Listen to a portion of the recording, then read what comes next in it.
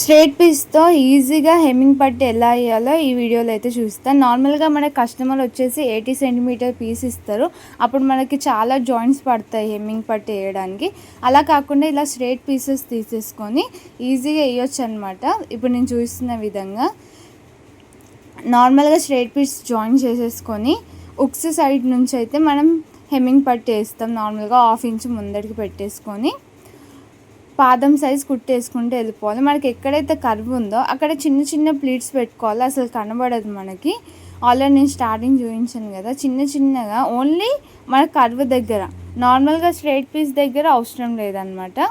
So ఈ curve దగ్గర అయితే కర్వ్ ఎక్కడెక్కడైతే వస్తుందో అక్కడ చిన్న చిన్న కుర్చీలు అనమాట, ఎక్కువ కాదు, జస్ట్ 1-2 వస్తాయి అంతే ఒక కర్వ్ దగ్గర.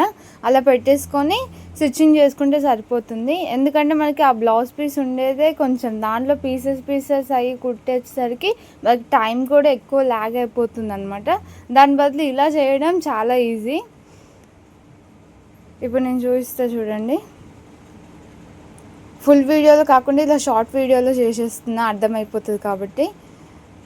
ఇలా కట్స్ పెట్టేసుకోవాలి బ్లౌజ్ మొత్తం ఎక్కడెక్కడైతే స్టిచ్చింగ్ చేసామో. ఈ 1/2 ఇంచ్ ఫోల్డింగ్ది లోపల ఫోల్డ్ చేసి లోపల ఖర్చు పైనుంచి, ఖర్చు అనేది కిందికి రావద్దు, ఆ ఖర్చు పైనుంచి ఫోల్డింగ్ అనేది రావాలి. అప్పుడైతే మీకు కరెక్ట్ లెవెల్ హెమ్మింగ్ పట్టు అనేది వస్తుంది. ఖర్చు అనేది కిందికి పైకి అయినప్పుడు మీకు ఆ షేప్ అనేది పోతుంది అనమాట. అలా కాకుండా ఇలా చేస్తే అయిపోతుంది. సో ఇలా ఈజీగా అయితే మనం హెమ్మింగ్ పట్టు అనేది వేయచ్చు, చూడొచ్చు.